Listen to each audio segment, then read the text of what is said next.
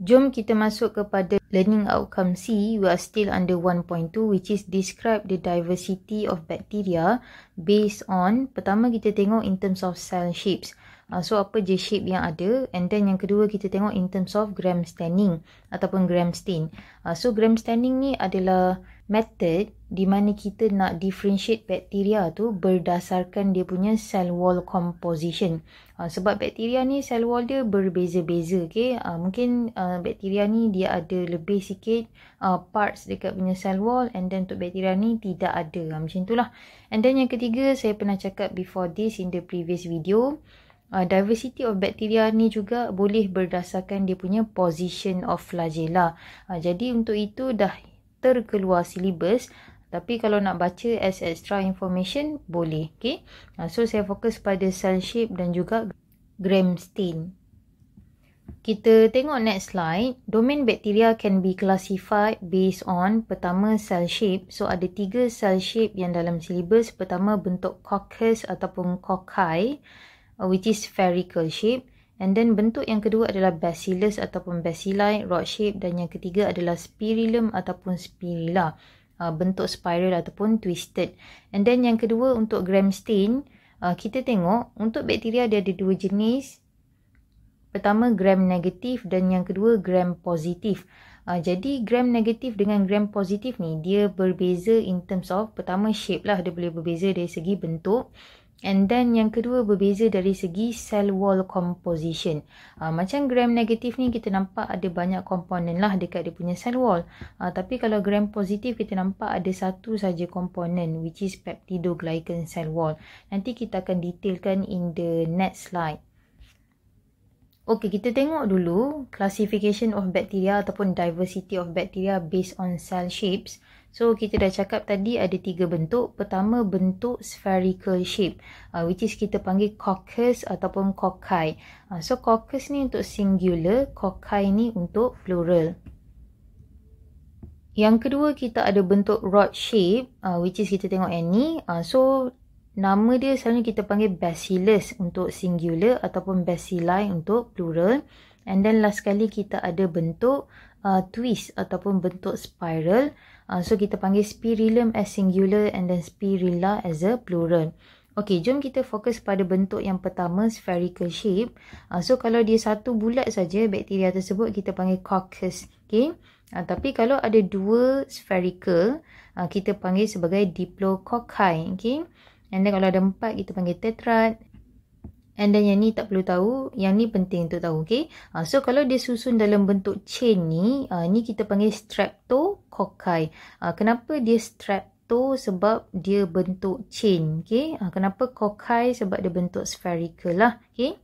Okay, untuk yang bawah ni dia susun dalam bentuk berkumpulan atau kita panggil sebagai cluster. Jadi cluster tu dalam bahasa dia adalah staphy. So kalau staphylococci, maksudnya bakteria yang bentuk spherical bersusun dalam bentuk cluster. Okay, so staphy ni cluster lah. Untuk strepto ni maksudnya chain. Okay, and then untuk rod shape kita tengok kat sini, yang ni coccobacillus. Yang ni macam ada campuran antara spherical sikit dan juga rod shape sikit lah. Okay, sebab tu cocco dan juga bacillus. And then yang ni memang bacillus lah, single rod shape. And then kalau ada 2 bacillus, so kita panggil diplobacilli. And then once again kalau dia dalam bentuk chain, kita panggil streptobacilli. Strepto ni maksudnya chain, okay? And then yang ni boleh abaikan. And then untuk spiral ni, so dia bentuk twisted, okay? Ataupun contohnya macam vibrio ni, dia tak bentuk twisted tapi dia bentuk koma, okay? Koma yang kita selalu buat dalam kita punya karangan dan sebagainya lah, okay? And then kita ada spirochete, spiral ataupun twisted juga. So ni basic je lah bentuk untuk bakteria. Untuk bacilli ni actually dia sangat familiar, okay, dengan kita punya diet pemakanan. Sebab apa? Certain people dia sangat suka makan yogurt for example. Jadi actually kamu boleh jumpa bakteria bentuk bacillus ni dekat yogurt, okay? Kalau tak perasan, cuba tengok dekat ingredient. So ada bakteria, okay? So tanpa bakteria ni dia tak jadilah yogurt tu, okay? So kita letak contohnya lactobacillus, okay, untuk bakteria yang ada dalam yogurt. Tak semestinya yogurt drink jugalah, okay. So untuk pilih yogurt ni yang bagusnya sebenarnya yang tidak ada artificial sweetener ataupun artificial flavor, okay. Ataupun kalau dia tulis natural sweetener ataupun natural flavor, actually itu semua artificial jugalah sebenarnya, okay. So paling baik sekali pilih yang tidak ada sweetener ataupun flavor. Tapi yang tu memang masam lah, okay. Tapi kalau tak mampu, ambil je lah yang ada perasa. Okay, untuk Vibrio ni, contohnya under spiral ni, actually dia ada kaitan dengan contohnya penyakit kolera, which is dia menyebabkan orang yang terkena jangkitan Vibrio cholerae, okay, nama bakteria tersebut yang menyebabkan penyakit kolera. So selalunya dia akan cerit-berit lah. Sebabnya one of the reason adalah dia mungkin minum air ataupun makan ataupun terdedah kepada water yang contaminated dengan bakteria Vibrio cholerae, okay. Ni sebagai extra information je lah. Kita moving on to the next slide. So ni gambaran lain, okay. So boleh tengok lah, kalau perkataan Staphy ni rujuk kepada cluster, okay. Dia berkumpul banyak-banyak lah. Tapi kalau diplo dalam bentuk a pair, kalau strepto dalam bentuk long chain, okay. Sama jugalah macam rod shape ataupun bacillus, okay. So kalau strepto ni confirm lah dalam bentuk chain, okay. Diplo ni selalunya dalam bentuk a pair, dua lah, okay. And then spiral kita boleh ada Vibrio bentuk comma, and then kita ada spirilla ataupun kita ada spirochetes, okay. So itu perbezaan bentuk bakteria. Settle untuk yang pertama dari segi cell shape. Jom kita tengok classification of bacteria in terms of gram stain. So apa itu gram stain? Kita ulang balik. A staining method used to differentiate bacteria based on differences in cell wall composition. So kita nak bezakan bakteria tu sama ada dia gram positif ataupun gram negatif, kita boleh guna gram stain ni lah, which is dia ada kaitan dengan cell wall of bacteria. So kalau kita tengok dekat sini, kita zoom in gambar ni. Gram negatif bakteria, kalau kita tengok dekat dia punya cell wall, okay, yang ni dia punya plasma membrane, kita panggil cytoplasmic membrane. So atas daripada ni semua cell wall. So untuk gram negatif bakteria, kita nampak dekat dia punya cell wall, pertama ada lipopolysaccharide. Nanti kita tengoklah apa function lipopolysaccharide. Yang kedua kita ada outer membrane. And then yang ketiga baru kita ada layer yang kita panggil sebagai peptidoglycan. Recap balik video sebelum ni, bakteria punya cell wall made up of peptidoglycan. Jadi untuk gram negatif bakteria, kita nampak ada banyak komponen lah untuk cell wall dia, which is made up of lipopolysaccharide, outer membrane dan juga peptidoglycan. Tapi untuk gram positif bakteria, kita nampak cell wall dia made up of peptidoglycan sahajalah. So tidak ada lipopolysaccharide, tidak ada outer membrane. So selepas cell wall terus dia punya plasma membrane.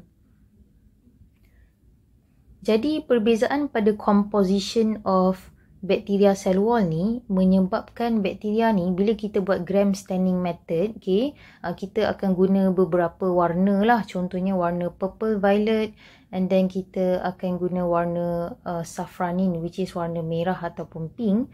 So kita nampak nanti at the end of eksperimen ataupun gram staining method yang kita buat, kita akan nampak gram negatif bakteria ni dia akan stain warna red ataupun pink, okay, disebabkan dia punya cell wall ni lah.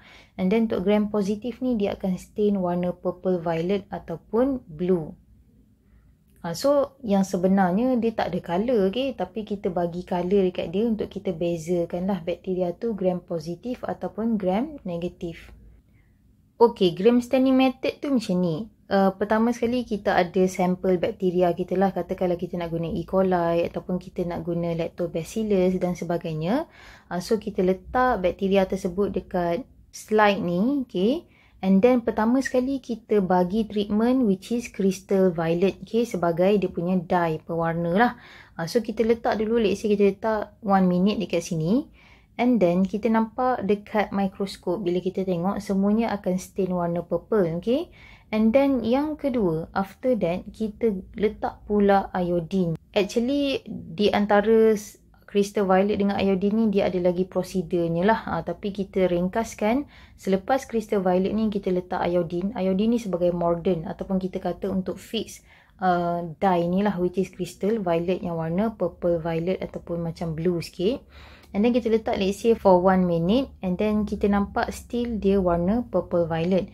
And then after that kita guna decolorizer. Decolorizer ni maksudnya kita nak remove warna purple yang disebabkan oleh crystal violet tadi.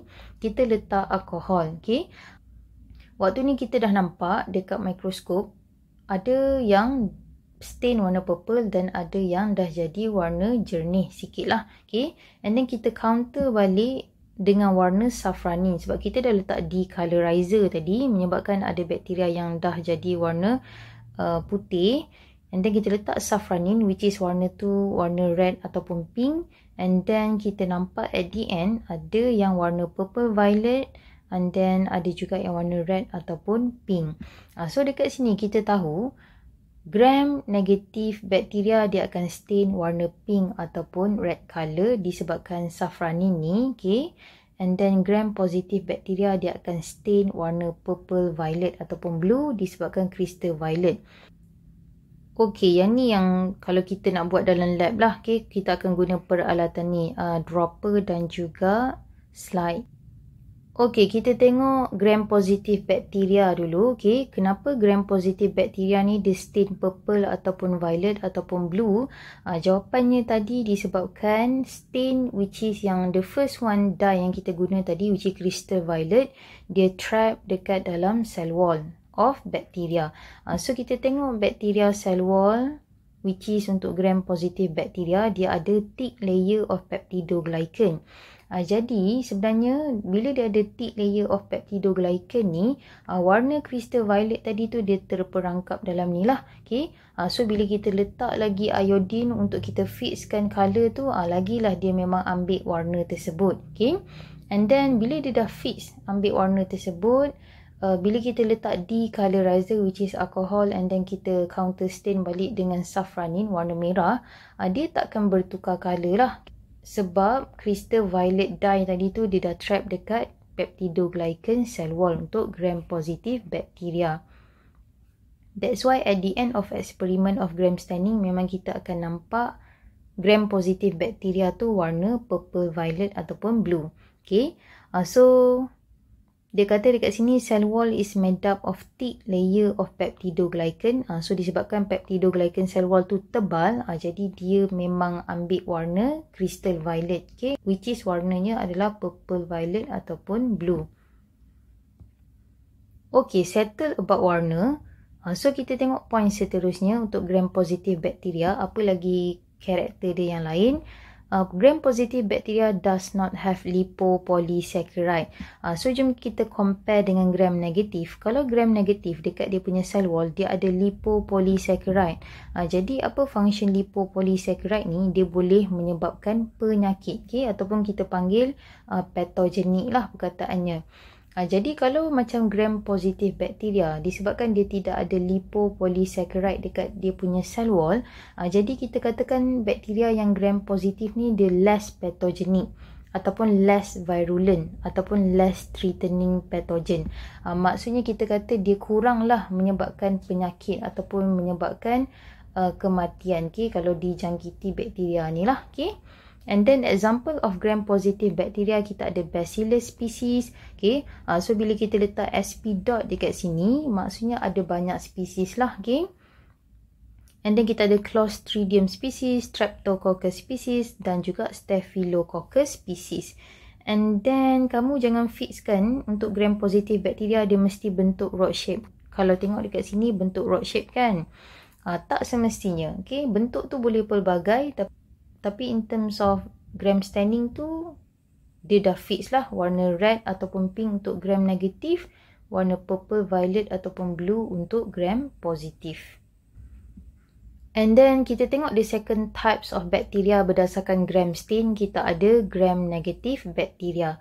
So dia akan stain warna pink ataupun red color disebabkan warna safranin tadi, which is safranin ni adalah warna yang kita guna selepas kita guna alkohol lah sebagai decolorizer. So bila warna untuk gram negatif bakteria tu dah hilang, so bila kita counter stain balik dengan warna safranin yang warna merah ataupun pink tu, so gram negatif bakteria ni dia akan ambil warna tersebut lah. Okay. So dengan kata lain, walaupun pada awalnya kita treat dua jenis bakteria ni dengan crystal violet, which is dekat sini adalah violet dye, tapi dia punya warna crystal violet tu is not trapped, tidak terperangkap dekat dia punya cell wall lah. Reason dia kenapa? Sebab gram negatif bakteria ni dia ada thin layer of peptidoglycan. So bila dia ada thin layer of peptidoglycan, so warna crystal violet tu dia tak terperangkap dalam tu, and then dia senang wash away lah, okay, bila kita letak decolorizer, which is alcohol. And then dia akan ambil warna selepas alkohol tu, which is warna safranin dah, warna pink ataupun red colour. And then seterusnya, gram negatif bakteria ni dia ada lipopolysaccharide on the outer membrane. Jadi kita tengok balik structure ni, so gram negatif bakteria dia ada lipopolysaccharide dekat dia punya outer membrane. Still lagi ni bahagian cell wall lah, okay. So apa yang berlaku bila gram negatif ni dia ada lipopolysaccharide? So kita tahu lipopolysaccharide ni boleh menyebabkan penyakit lah, okay. So dia more virulent ataupun more pathogenic because lipopolysaccharide are often toxic. Jadi gram negatif bakteria yang ada lipopolysaccharide ni selalunya boleh menyebabkan penyakit lah to that infected organism. Tengoklah dia nak infect siapa, okay. Disebabkan lipopolysaccharide tadi bersifat toksik. And then untuk gram negatif bakteria, dia more resistant to antibiotic. Maksudnya kalau kita letak dia dalam certain antibiotic, okay, dia boleh survive, dia boleh hidup lah. Sebab apa? Outer membrane dia impermeable to antibiotic. So kita tengok balik structure of gram negatif bakteria. Selepas lipopolysaccharide ada outer membrane. Jadi outer membrane dia ni yang resistant kepada antibiotik. Okay. Sebab tu ada certain bakteria kita tak boleh nak treat pun dengan antibiotik, okay, sebab dia resistant lah kepada antibiotik. And then bacteria also protected by their outer membrane from host body's defense. So disebabkan outer membrane dia jugalah bila dia invade organism lain, so organism yang dia invade tu, body of that organism ataupun kita kata immune system of that organism, dia tak boleh recognize bakteria tersebut. Jadi bila kita dah ada simptom disebabkan kita terkena infection, waktu tu macam kita kata dah terlambat lah. Tapi kita still boleh lagi treat infection tersebut, cumanya lambat lah action kita, okay. So contoh gram negatif bakteria, kita ada Salmonella species, E. coli dan juga Azotobacter species. Macam Salmonella dengan E. coli ni, dua ni adalah contoh bakteria yang sangat famous yang boleh menyebabkan food poisoning. Selepas dapat food poisoning, usually orang tu dia akan cerit-berit lah, I would say perkataannya diarrhea. So always pastikan makanan yang kita makan tu dimasak dengan betul, okay? Bukan mentah lah, macam ayam, kalau kamu makan ayam mentah, asalnya mungkin ada salmonella lah dekat situ. Ataupun let's say kamu beli ikan ke ayam ke daripada pasar for example, so cepat-cepat basuh dan terus letak dalam peti ais lah, okay? Jangan biarkan dia dalam room temperature dengan waktu yang lama, okay? Dia boleh menyebabkan bakteria membiak dekat makanan tersebut. Okay, kalau kita zoom in bawah mikroskop lepas kita buat gram staining, so kita akan nampak bakteria tu stain warna pink ataupun red color disebabkan kita guna safranin sebagai counter stain. Okey, seterusnya kita tengok apa perbezaan cell wall untuk gram positif dengan gram negatif. Yang ni saya dah cakap before this, so kita go through quickly saja. Untuk gram positif, cell wall dia made up of thick layer of peptidoglycan, and then baru kita jumpa dia punya plasma membrane lah. Yang ni protein, okay? Kita dah belajar plasma membrane dia made up of phospholipid dan juga protein, okay? Embedded. Tapi untuk gram-negatif bakteria, dia punya cell wall ada banyak komponen. Pertama, lipopolysaccharide, which is often toxic dan menyebabkan disease, okay, ataupun kita panggil perkataan tu pathogenic, okay, ataupun virulent. And then baru dia ada outer membrane, which is made up of phospholipid bilayer juga, and then baru dia ada peptidoglycan layer. So kita boleh kata untuk gram-negatif bakteria ni dia ada thin layer of peptidoglycan, sebab tu dia tak trap warna crystal violet. Okay? So cell wall dia ada 3 komponen lah, lipopolysaccharide, outer membrane dan juga peptidoglycan, and then baru jumpa dia punya plasma membrane. Okay, macam ni kita tengok ada 2 bentuk. Pertama kita ada bentuk bacillus ataupun rod shape, and then yang kedua kita ada bentuk coccus ataupun spherical shape. Ni sebagai contoh je lah. So kita nampak untuk yang warna purple, violet ataupun blue ni adalah gram positif bakteria. And then untuk yang warna pink ataupun red colour ni adalah gram negatif bakteria. Okey, seterusnya perbezaan gram positif dengan gram negatif. Kita go through lah satu persatu. Pertama, gram positif cell wall dia ada thick peptidoglycan. Untuk gram negatif thinner peptidoglycan. Ini kita dah tengok tadi. So gram negatif thinner peptidoglycan cell wall.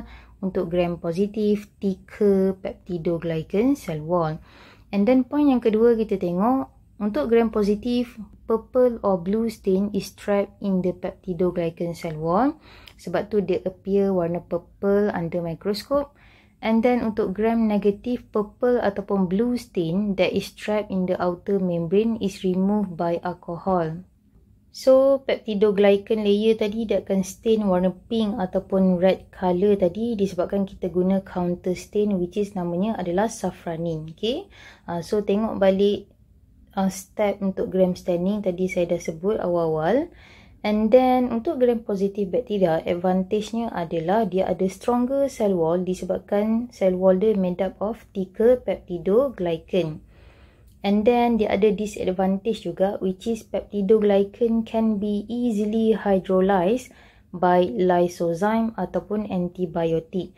Contohnya adalah antibiotik penicillin. Sebab itulah kita kata gram positif ni dia less pathogenic. Okay? Untuk gram negatif, advantage-nya adalah peptidoglycan is covered by outer membrane that can defend from lysozyme ataupun antibiotik. Jadi disebabkan ada outer membrane tadi, jadi kalau gram negatif ni invade organism, for example, so organism tu punya body defense ataupun immune system dia tak boleh nak recognize lah ada bakteria yang masuk dalam badan. So dia boleh menyebabkan penyakit. And then disadvantage untuk gram negatif adalah weaker cell wall because of thinner peptidoglycan. Okay, and then gram positif dia less pathogenic disebabkan dia boleh dibunuh oleh penicillin antibiotik. And then untuk gram negatif dia more pathogenic disebabkan cannot be killed by penicillin antibiotik. That's all untuk learning outcome 1.2C.